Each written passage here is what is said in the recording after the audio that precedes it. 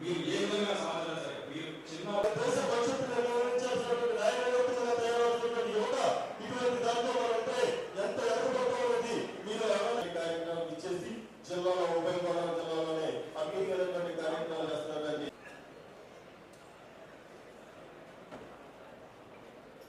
ఈనాటి కార్యక్రమం ఇచ్చినటువంటి అతిథుల్ని సాధారణంగా ఆహ్వానించిన సుస్వాగతం కావాల్సింది.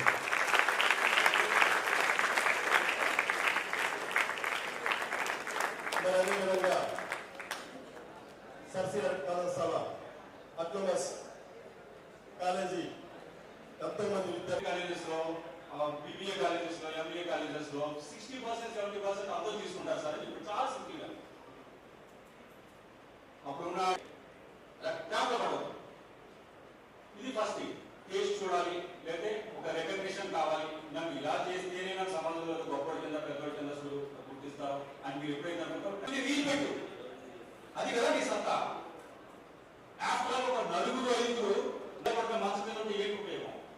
నీకంత దమ్యం ఉంటే, నీకంత సత్తా ఉంటే డ్రగ్స్ తీసుకున్నావు, వీరేసుకో, మందు తాగో, నలుగురు గ్యాంగ్తో తిరిగి కాలు తగిలిస్తేనే కానీ నీకు అంత దమ్మే ఉంటే నువ్వు ఫిట్నెస్ పెట్టి 100 మీటర్ వ్యక్తిగతంగా కానీ నా దేశ ప్రజలకు కానీ మీ అందరి సమక్షంలో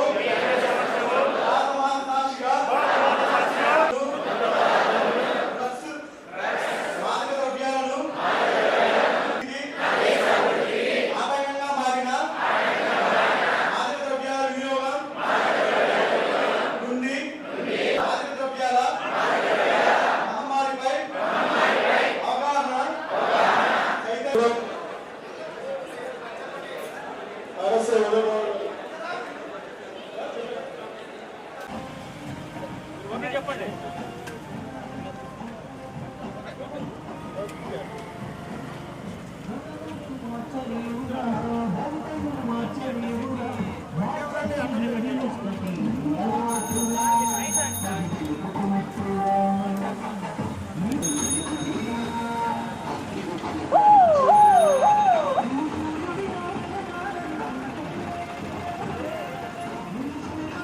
రాష్ట్ర ప్రభుత్వం ఈ సమాజంలో ఈ రాష్ట్రంలో ఎంజాయ్ని పూర్తిగా సమూలంగా నిర్మించాలి, ఈ డ్రగ్స్ను యుద్ధం ప్రకటించాలి డ్రగ్స్ పైన అనే ఉద్దేశంతో గవర్నీయులు ముఖ్యమంత్రి గారు ప్రభుత్వం వచ్చిన వెంటనే ఈగల వ్యవస్థను ఏర్పాటు చేయడం జరిగింది.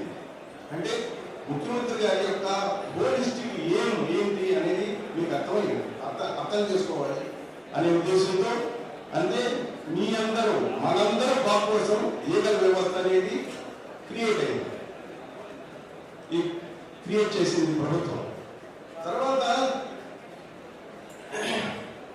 మీరు రెండో ముఖ్యమైన విషయం ఏంటంటే, మీ ప్రిన్సిపల్ గారు మళ్ళా నాకు లెక్చరర్ వృత్తిని గుర్తు చేశారు. ఇప్పుడు అంటే నేను ఈ జాబ్లోకి రాకముందు ఇంగ్లీష్ లెక్చరర్.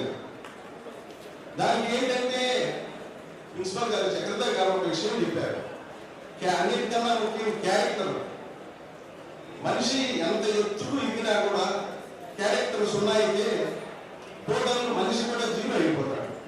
దాన్ని షేక్స్పియర్ కింగ్ లీర్ అనేటువంటి ఒక డ్రామా రాశాడు. దాంట్లో చెప్తాడు, అంటే ప్రావర్బియల్ ఎక్స్ప్రెషన్, క్యారెక్టర్ ఈజ్ డెస్టినీ. అంటే ప్రతి మనిషి యొక్క డెస్టినీ, ఫేట్ని క్యారెక్టర్ నిర్ణయిస్తుంది. అంటే నీ క్యారెక్టర్ బాగుంటే నీ జీవితం బాగుంటుంది, నువ్వు బాగుంటుంది. నువ్వు ఎంత సంపాదించావు, ఏం చేస్తున్నావు, ఎన్ని కార్లు ఉన్నాయి, ఇది కాదు. నువ్వు గంజాయి తాగినావంటే టోటల్ 0 అయిపోతావు.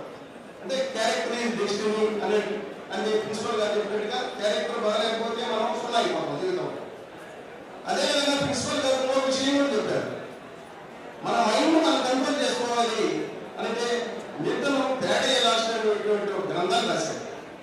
ఇక్కడ అంటే మీకు ఇప్పుడు డిగ్రీలో మీ అందరూ కూడా నేను దీన్ని ఒక గోల్డెన్ ఆపర్చునిటీగా భావిస్తున్నా ఈరోజు ఈ దినాన్ని. ఎందుకంటే మళ్ళా అడోలసెంట్ ఏజ్ లో ఉన్నటువంటి పిల్లలకు చెప్పే అవకాశం ఇచ్చినటువంటి నాకు ఈరోజు దక్కింది.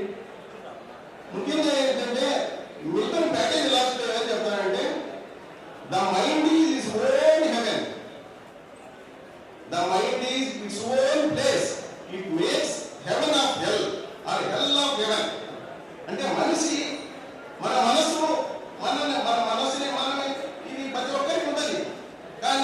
స్వర్గంగా కొంతమంది చేసుకుంటారు, దీన్నే నరకంగా కొంతమంది తయారు చేసుకుంటారు. గన్యాయం అయ్యామనుకో ఇక నరకం అయింది, మనం గన్యాయానికి దూరం అయ్యామనుకో ఇది స్వర్గం మాత్రం. దండి మార్చి ఎలా అయితే జరిగిందో అదే విధంగా డ్రగ్స్ పై పోరాటంతో ప్రభుత్వం వారు ఈగిల్ టీం ప్రత్యేకంగా చిత్తూరు నుంచి శ్రీకాకుళం వరకు ఈ యొక్క 1000 కిలోమీటర్ల సైకిల్ యాత్ర పెట్టి ఈ యొక్క డ్రగ్స్ నిషేధం పైన, డ్రగ్స్ వాడకం పైన అవేర్నెస్ ప్రోగ్రామ్స్ కల్పించుకుంటూ ముందుకు సాగుతున్న ఈ టీంకి అందరికీ కూడా పేరు పేరు కృతజ్ఞతలు తెలియజేసుకుంటూ ఈ రోజు ఇక్కడ హాజరైనటువంటి మీ అందరికీ అదేవిధంగా వేదిక పైన ప్రజలందరికీ కూడా నా హృదయపూర్వక నమస్కారం. కాబట్టి మిత్రులారా, ఎన్నిటికీ కారణం స్ట్రెస్. స్ట్రెస్ మీకు తెలియకుండా ఉంది కాబట్టి స్ట్రెస్ వచ్చినప్పుడే మన బలహీనతలు కనపడినప్పుడే మనం దాన్ని అధిగమించుకోవాలి. బలహీనతను ఎలా జయించాలో తెలుసుకోండి. ఫస్ట్ స్మోకింగ్, తర్వాత నెమ్మదిగా వీడ్, గాంజా, తర్వాత సింథటిక్ డ్రగ్స్.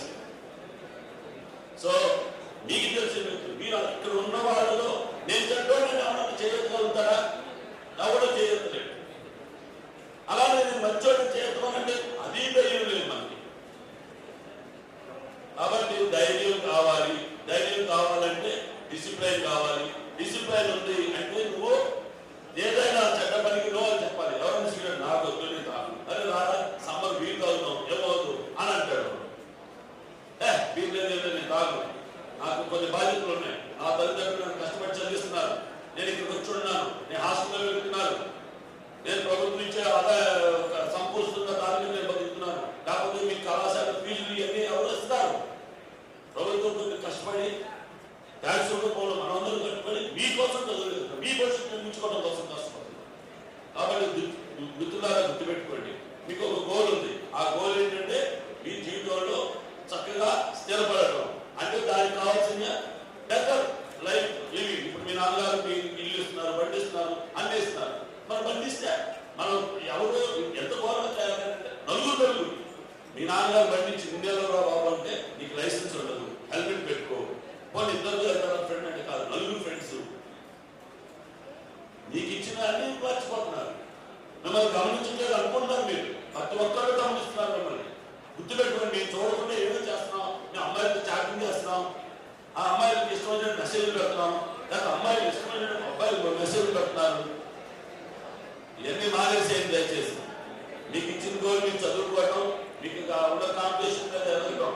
ప్రపంచం అంతా మీ చేతుల్లో ఉంది. ఈ దేశం ఆ దేశం మీద ఎక్కడైనా ఉద్యోగం వస్తే ఎక్కడికైనా వెళ్ళాల్సి వస్తుంది. కాబట్టి దయచేసి మనం ధైర్యంగా ఉండి ఈ ఒత్తిడిని ఎదుర్కొంటూ ఈ డ్రగ్స్ కు దూరంగా ఉండాలని విజ్ఞప్తి చేస్తూ, ఏ కష్టం వచ్చినా మనం ఏమీ చేయలేని నిస్సహాయ పరిస్థితుల్లో ఉన్న క్యారెక్టర్ అనేది మనం నిలబెట్టాలి. ఇది ఎందుకు ఇంత గట్టిగా స్ట్రెస్ చేస్తున్నానంటే, దాన్ని చేతులారా నాశనం చేసుకోవడంలో ప్రస్తుత పరిస్థితుల్లో ఉన్న ముఖ్యమైన ఘోరమైన ఒక విక్టిమ్ ఏది అంటే ఈ డ్రగ్స్. ఇటువంటి వాటిని ఎడిక్ట్ అయితే మన జీవితం ఇక నాశనం. ఇక మళ్ళీ మీరు వెనక్కి తిరిగి చూసుకుంటాను. క్యాజువల్ గా ఒక అలవాటు అనుకుంటారో, స్టైల్ అనుకుంటారో, ఇప్పుడు అందరూ చేస్తున్నారు అనుకుంటారో. ప్రపంచంలో ప్రతి ఒక్కళ్ళు చేస్తున్న తప్పు తప్పే. అది తెలుసుకొని చేయకుండా ఉండటమే క్యారెక్టర్. సో తండ్రిగా పిల్లలకి పాటలు చెప్పే ఒక మాస్టర్గా, ఒక ప్రిన్సిపల్ గా ఈ మాటలు నేను చెప్పుకుంటా మిమ్మల్ని మోటివేట్ చేయొచ్చు. కానీ దానివల్ల జీవితంలో బయట ఎటువంటి పర్యవసానాలు పొందాలో వాళ్ళు చెప్తున్నారు. తెలియకుండా మీ పక్కన వాడి దగ్గర ఉన్నా మీ నేరం. అసలు ఇదేం తెలియదు సార్ నాకు అని అనుకున్నానే. క్యాజువల్ గా నేను ఈరోజు జరుగుతుంది కదా, నేను చూశాను. ఒక స్టూడెంట్ ఐడి కార్డు ఇంకో స్టూడెంట్ తీసుకొని ఎంట్రీ ఇచ్చి కాలేజీలో క్లాస్ రూమ్ లో స్టూడెంట్ ని మర్డర్ చేసి కూడా చూశారు నా కళ్ళలో. బెంగళూరు యూనివర్సిటీలో జరిగింది, ఉద్యోగం చేశారు. చిన్న చిన్న విషయాలు అనిపిస్తాయి. మనల్ని మనం కంట్రోల్ చేసుకోలేము. అలా మన మీద మనమే కంట్రోల్ కోల్పోయి ఏదైనా చేసే స్థాయికి, ఒక ఉన్మాది అంతకన్నా ఎక్కువ స్థాయికి వెళ్ళిపోవడానికి ఆ స్థాయి ఎందుకు వెళ్తామంటే ఈ డ్రగ్స్ వాడితే ఆ స్థాయికి వెళ్ళిపోతారు. ఒక మనిషి లక్షణాలని పూర్తిగా పాటి పెడతానే వీటి జోలికి వెళ్తే. అలా మీ జీవితం కోల్పోవడమే కాకుండా ఎన్ని శిక్షలకి బాధ్యులు అవుతారో తల్లిదండ్రులు, ఇక కాలేజీలు ఏ విధంగా వాటి వల్ల నష్టపోతారో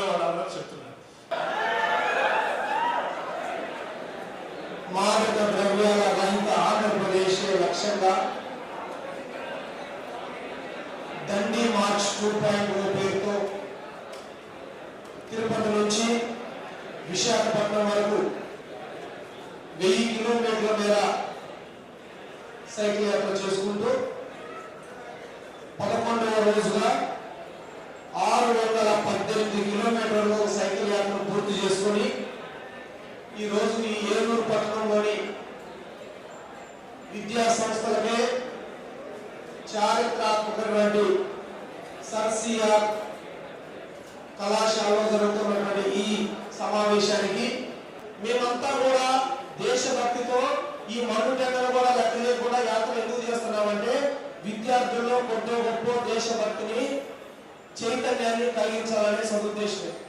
అందులో భాగంగానే తప్ప ఇది ఏ కులానికి, ఏ మతానికి, ఏ పార్టీకి, ఏ సంఘానికి సంబంధించిన అంశం కాదు. కేవలం కలాం గారి యొక్క అనుచరులుగా, కలాం గారిని ఫాలో అయ్యాలుగా మాత్రమే ఈ రోజు మేము ముందుకు రావడం జరిగింది. మీకు ఎందుకు కలాం గారి గురించి చెప్తున్నానంటే ఈ రోజు భారతదేశాన్ని డైరెక్ట్ గా అటాక్ చేసే దమ్ము ఏ దేశానికి లేదు. ప్రపంచంలో శక్తివంతమైన దేశాల సరసన అపారణ నిలిపారు. పిఎస్ఎల్ రాకెట్ కావచ్చు, మిస్సైల్ కావచ్చు, శాటిలైట్స్ కావచ్చు, శత్రు దుర్భేద దేశంగా మనం ఉన్నాం ఈ రోజు. కానీ మన దేశాన్ని దెబ్బకొట్టాలంటే ఈ రోజు విదేశీయులు ఎదుర్కొంటున్న విదేశీయులు అవలంబిస్తున్న ఏకైక అంశం ఈ డ్రగ్స్. ప్రపంచంలోనే అత్యధిక యువశక్తి కలిగినటువంటి మన దేశాన్ని నిర్వీర్యం చేయడానికి వాడుతున్న ఏకైక మార్గం ఈ డ్రగ్స్. కాబట్టి వీటిని మనం అప్రమత్తంగా ఉండాలి.